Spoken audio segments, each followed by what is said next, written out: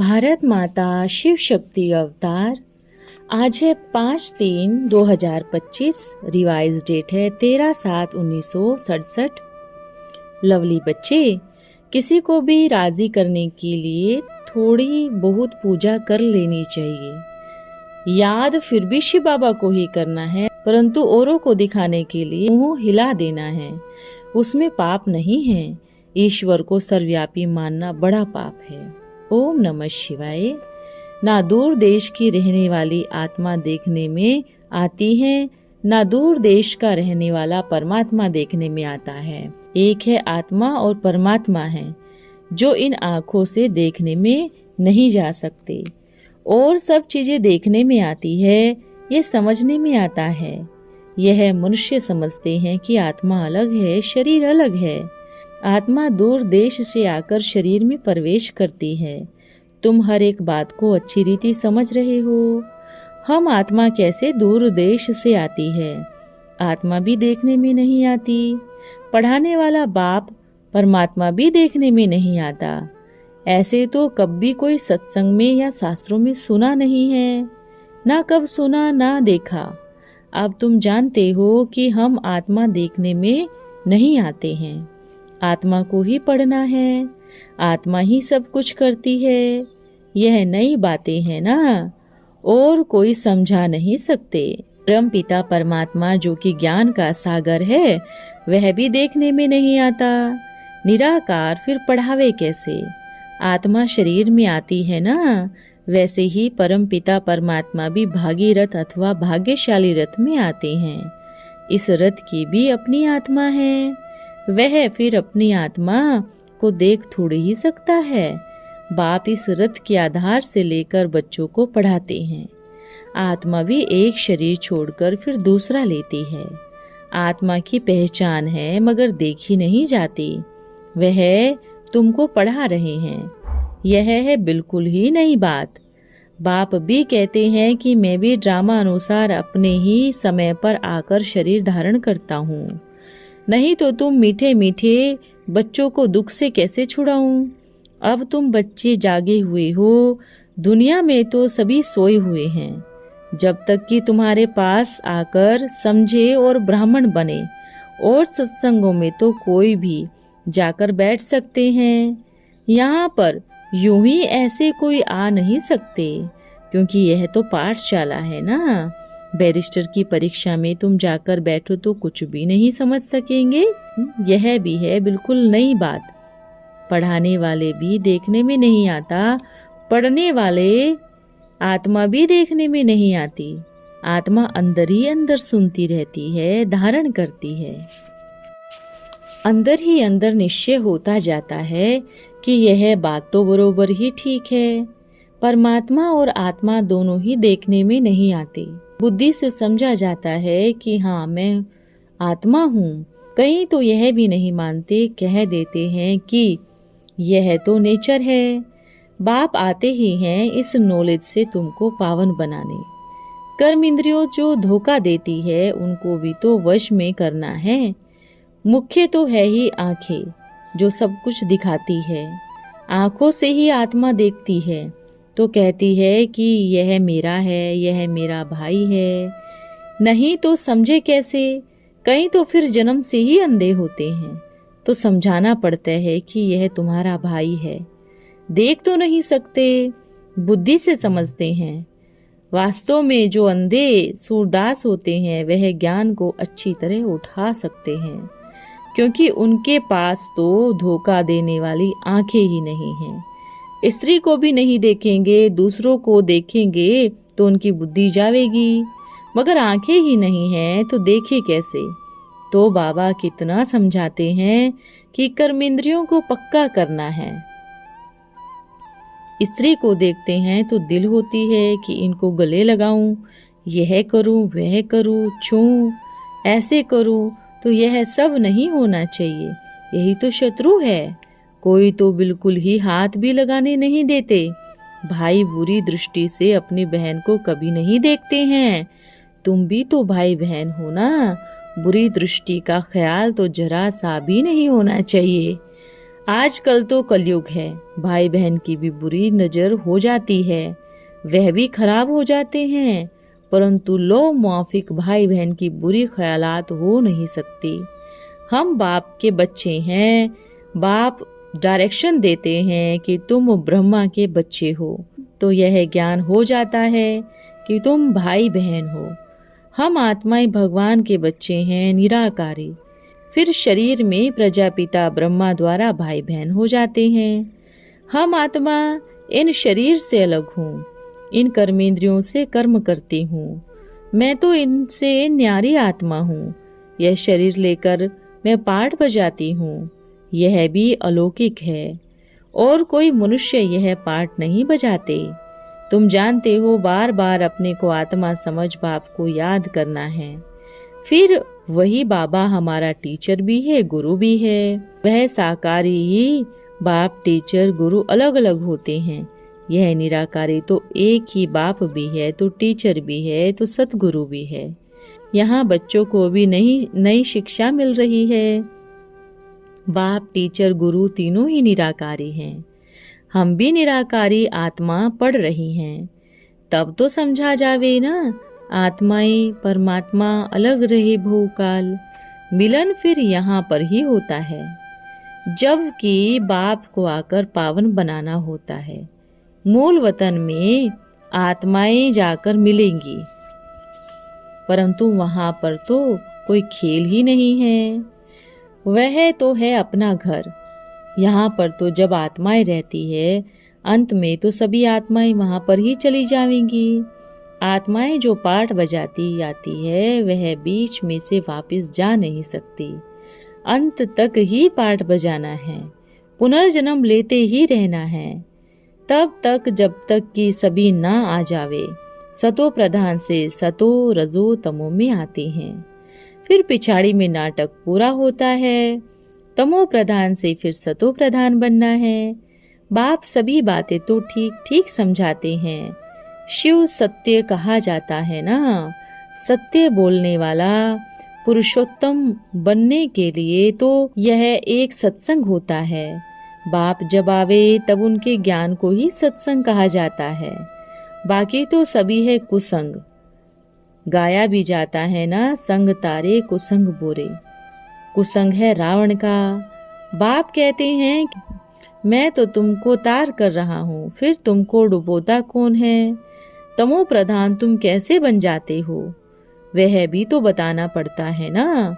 सामने दुश्मन है माया, शिव बाबा है साजन। इनको गाया जाता है ना, सीता का पति।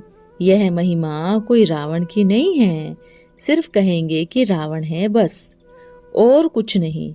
रावण को वह क्यों जलाते हैं, वह भी कुछ पता नहीं है। बाप समझाते हैं कि यह रावण कितना जबरदस्त है, सो वह भी दुश्मन है। रावण दुश्मन और यह बाप साजन। वह श्राप है और बाप वर्षा देते हैं। दुनिया इन बातों को नहीं जानती। जब वह लोग रावण को जलाते हैं तो वहां पर भी तुम बहुत सर्विस कर सकते हो। कोई भी मनुष्य मात्र नहीं जानते कि रावण कौन है, कब आता है, क्यों जलाते हैं। ब्लाइंड फेथ है ना। तुम बच्चों को समझाने के लिए अथॉरिटी है, जैसे वह शास्त्रों की अथॉरिटी भी सुनाते हैं ना।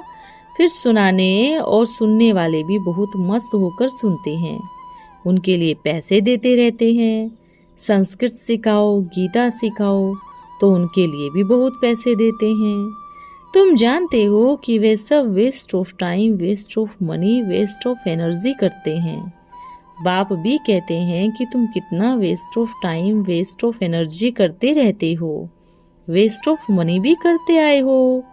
जो इस ब्राह्मण कुल के होते हैं वह निकल आते हैं, इसलिए ही तुम प्रदर्शनियां आदि भी करते रहते हो। फिर कोई यहाँ का फूल होगा तो आएगा जरूर। यह झाड़ बढ़ता ही जाता है। बाप ने कलम लगाया, एक से बढ़ता ही गया। पहले घर वाले, फिर मित्र संबंधी, फिर आस पड़ोस वाले आने लगे। फिर सुनते सुनते कितने भी आ जाते हैं। समझते हैं कि यही सतयुग है, परंतु इसमें पवित्रता की मुसीबत भी है, जिससे ही हंगामा हो गया। अभी तक भी होता रहता है, इसलिए ही गालियां देते रहते हैं। कहते हैं ना, भगाते थे पटरानी बनाते थे। पटरानी तो स्वर्ग में बनेगी ना, जरूर फिर यहाँ पर ही पवित्र बनाएंगे। तुम सबको सुनाते हो महारानी और महाराजा बनने के लिए नॉलेज है। नर से नारायण बनने की सच्ची सच्ची कथा तुम सच्चे भगवान से सुनते हो। इन लक्ष्मी नारायण को कोई भगवान भगवती कह नहीं सकते, परंतु पुजारी लोग कह देते हैं। यूरोपियन भी गॉड एंड गॉडेस कहते हैं, कृष्ण को भी लॉर्ड कृष्ण कहते हैं। यूरोपियन लोग लक्ष्मी नारायण के चित्र को इतना नहीं मानते जितना कृष्ण के चित्र को। कृष्ण के चित्र तो बहुत खरीदते हैं, महान आत्मा से भी बच्चों को ऊंच रखते हैं, क्योंकि महात्माओं ने तो घर बार आदि बनाकर फिर छोड़ा है। कोई कोई बाल ब्रह्मचारी भी होते हैं, परंतु उनको तो पता है ना कि काम क्रोध आदि क्या होता है।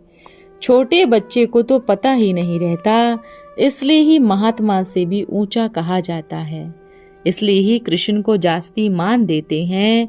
कृष्ण को देखकर बहुत खुशी होते हैं कि यह भारत का लॉर्ड कृष्ण है। माताएं भी कृष्ण को बहुत प्यार करती हैं कि इन जैसा पति हमको मिले, इन जैसा बच्चा मिले। कृष्ण में कशिश बहुत है, सतो प्रधान है ना। बाप कहते हैं कि जितना तुम याद में रहोगे उतना ही तुम सतो प्रधान बन जाओगे और खुशी भी होगी। पहले सतो प्रधान थे तो बहुत खुशी में थे, फिर कलाएं कम होती जाती है, गिरते ही जाते हैं। तुम याद करते रहेंगे तो ट्रांसफर होते जाओगे, तमो रजो सतो सतो प्रधान में आते ही जाएंगे। वह ताकत खुशी धारणा बढ़ती ही जाएगी। इस समय तुम्हारी चढ़ती कला हो रही है याद से। जितना याद करेंगे उतना ही ऊंच चढ़ती कला होती जाएगी। सतो प्रधान तो बनना ही है ना। चांद पर ग्रहण लगता है तो कहते हैं कि दे दान तो छूटे ग्रहण। इस समय भारत पर पूरा ग्रहण लग चुका है, भारत काला हो चुका है। अब बाप कहते हैं कि 5 विकारों का दान दो तो छूटे ग्रहण। आंखें भी कितना धोखा देने वाली है। समझते हैं कि हमारी बुरी दृष्टि हो जाती है स्त्री पर, फिर दिल होती है कि उनको हाथ लगाऊं। हम जब ब्रह्मा के बच्चे हो गए तो फिर भाई बहन हो गए ना, लेकिन वह ब्रह्मा वंशावली की ख्यालात निकल जाती है और स्त्री पने का विकार आ जाता है। कोई कोई की दिल खाती है कि हम जब बाप के बन गए तो कोई भी हमको बुरी दृष्टि से हाथ न लगावे। फिर कहते हैं कि बाबा हमको यह हाथ लगाते हैं, हमको यह अच्छा नहीं लगता। गुस्सा फिर ऐसा आता है कि जैसे थप्पड़ मार दूं, परंतु क्या करे, झगड़ा हो जाएगा। ऐसे ऐसे समाचार बाबा के पास आते हैं। बाबा फिर मुरली में ही समझाते रहते हैं कि इससे तो तुम्हारी अवस्था ठीक नहीं रहेगी। कई बच्चियां फिर मुरली तो बहुत अच्छी चलाते हैं, बहुतों को समझाते भी हैं, परंतु अवस्था कुछ भी नहीं है। ऐसे भी बहुत हैं कि क्लास करने और करवाने वालों की भी बुरी दृष्टि हो जाती है, बहुत ही खराब भी हो जाते हैं। बाबा के पास समाचार तो सभी आते ही रहते हैं। बच्चे समझते हैं कि मंजिल बहुत ऊंची है, बाप की याद में रहना है। हम तो ब्रह्मा के बच्चे हैं, हमारा तो रूहानी कनेक्शन है, यह तो स्पिरिचुअल है, देह का नहीं।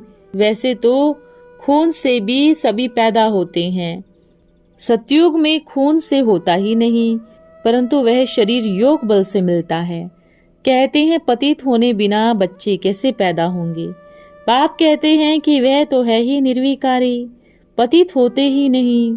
वहां पर भी अगर पतित होंगे तो फिर तो यहाँ में और वहां में फर्क ही क्या रह जाएगा। यह सारी समझने की बातें हैं। बुरी दृष्टि के मिट जाने में बहुत मेहनत लगती है। कॉलेज में लड़के लड़कियां अगर इकट्ठे पढ़ते हैं तो बहुतों की ही क्रिमिनल आई हो जाती है। बच्चों को समझाना है कि हम सब गॉड फादर के बच्चे हैं, तो आपस में भाई बहन हो गए ना, फिर हम बुरी नजर क्यों रखते हैं। सब कहते हैं कि हम ईश्वर की संतान हैं। आत्माएं तो हुई निर्विकारी संतान। बाप जरूर रचयिता है तो जरूर साकार से ही ब्रह्मा रचेंगे ना। यह हो गई एडॉप्शन। गॉड के बच्चे हैं। मनुष्यों की बुद्धि में यह बिल्कुल ही नहीं आता है कि प्रजापिता ब्रह्मा द्वारा सृष्टि कैसे रची जाएगी। तुम प्रजापिता ब्रह्मा के बच्चे हो, तुमने देखा कि कैसे रचना रची है। तुमको एडॉप्ट किया जाता है तो बहुत भाई बहन ठहरे ना। अब बुरी नजर की बहुत खबरदारी रखनी पड़ती है। बच्चे और बच्चियां कहते हैं कि हम तो लक्ष्मी नारायण बनेंगे। जो मुख से कहा जाता है तो वैसे पुरुषार्थ भी करना होता है। तुम्हें सभी को बताना है कि ऊंचते ऊंच बाबा है। भगवान उवाच है कि मुझे याद करो तो तुम्हारे पाप विनाश होंगे। ये पैगाम सभी को देना है। पतित पावन बाप है, उनको ही सभी बुलाते हैं। वह बाप है जिनके तुम बच्चे हो। बच्चे तो जरूर साथ में ही रहते हैं। पावन बाप के साथ पावन बच्चे ही रहते हैं। रावण राज्य में पतित बने हैं। भक्ति में अनेक प्रकार के नाच नाचते हैं। अब दीपमाला आती है, यह लक्ष्मी की पूजा करते हैं, ब्राह्मणों को बुलाते हैं। बाबा के पास व्यापारी बच्चे तो बहुत ही आते हैं। ख्याल करते होंगे लक्ष्मी की पूजा करनी होगी। हम तो खुद ही ब्राह्मण हैं जो कि देवता बन रहे हैं, तो इस हालत में क्या करना चाहिए। बच्चे मूंझते हैं कि क्या करें। बाबा कहेंगे कि वह सब भले करो, किसी को भी राजी करने के लिए थोड़ी बहुत पूजा कर लेनी चाहिए। बोलो हम पूज्य बन रहे हैं। ऊंचे ते ऊंच भगवान सबका पूज्य एक ही है। सभी पुजारी उनको याद करते हैं। पूज्य देवताएं पूजा नहीं करते, उनको बाप ने पूज्य बनाया ना, तो किसी को राजी करना पड़ता है। अगर भक्ति छोड़ देंगे तो हलचल मच जाएगी। ज्ञान मार्ग में युक्ति चाहिए। कृष्ण आदि को पूजना पाप नहीं है, पाप तो है गाली देना। बाकी तो पूजा करना, लक्ष्मी का आह्वान आदि करना पूजा नहीं है। दुकान में तो जरूर ही करनी पड़े, नहीं तो सभी क्या कहेंगे, कल तो पूजा करते थे आज नहीं करते। इसलिए बाबा बता देते हैं कि करनी चाहिए तो किसी को ख्याल नहीं आवे। याद फिर भी शिव बाबा को ही करना है, परंतु औरों को दिखाने के लिए मुंह हिला देना है, उसमें पाप ही नहीं है। ईश्वर को सर्वव्यापी मानना बड़ा पाप है। अभी तुम बच्चे जानते हो कि हमारी तो बेसमझ बुद्धि थी, जो कि यह सभी करते थे। अभी तो अविनाशी रत्नों का व्यापारी मिला है, तब क्या करे। सभी को थोड़े ही छोड़ना है, इनको तो निमित्त बनना ही था। तो धंधे आदि से दिल से हट गई। तुम बच्चों को तो हटानी नहीं है। पैसे कमाकर फिर इस सर्विस में लगाने पर पाई भी अशर्फी बन जावे। सेंटर्स खोलेंगे, उनमें फिर सर्विस करेंगे तो उसमें पैसे तो चाहिए ही ना। पैसों की ही तो सर्विस करेंगे। कभी भी कोई बात हो तो फट से पूछो। कहीं पर पार्टी में जाना है, वहां अगर कहते हो कि हम दूसरे के हाथ का नहीं खा सकते तो वह फील करते हैं, कहते हैं कि हम कोई खराब है क्या, हम बेहतर है क्या। कोई भी बात सामने आती है तो पूछनी चाहिए। आजकल तो रिश्वत भी बहुत चलती है। नंबरवार सारे लाइन वाले बांट कर लेते हैं। फिर अगर कोई नहीं लेवे तो नौकरी ही से छुड़वा दे। बच्चों को कोई भी आफत आ जावे तो पूछ सकते हैं। पतित से पावन बनने की हमको राय दो। अच्छा, ओम नमः शिवाय।